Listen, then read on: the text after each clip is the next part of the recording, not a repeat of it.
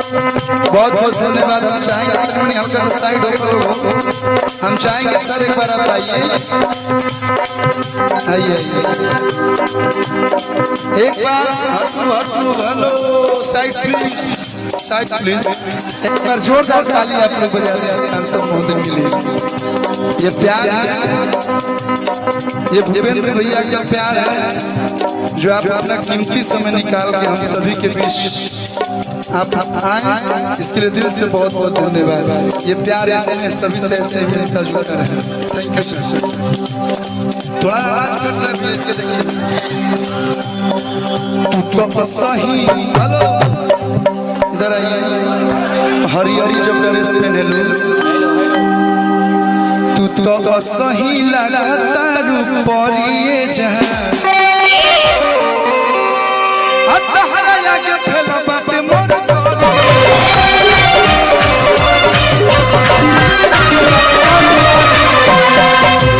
तो सही लगता रूपरिए जहां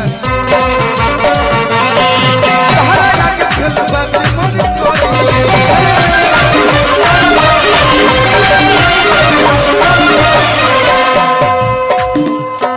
पिंटुआ सोनू लिखी तो हफ्ते की तबिया,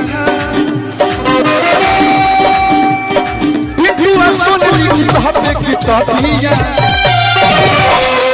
तो देखला तरस जाओ, देखला तरस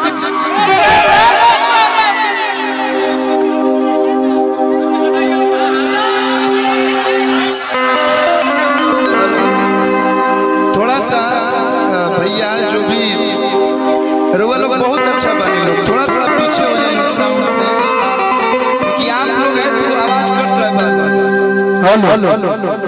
थोड़ा थोड़ा पीछे हो जाओ बड़े जगह, मतलब जाके गर्लफ्रेंड के देते थे को चुमो दी थी, हमारा के देते रहा कहाँ। थोड़ा थोड़ा अपने साउंड से पीछे हो जाइए। देखला तरस जाओ, इतने नहीं पीना चाहिए। अतेवारा सरबिया तो कींदी हर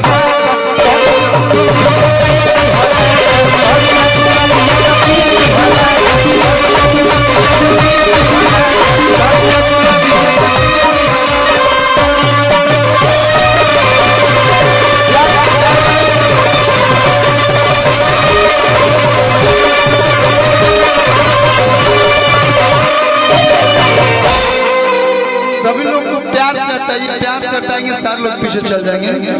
बहुत अच्छे हैं लोग। साउथ के हीरो वाला लुक रखेला,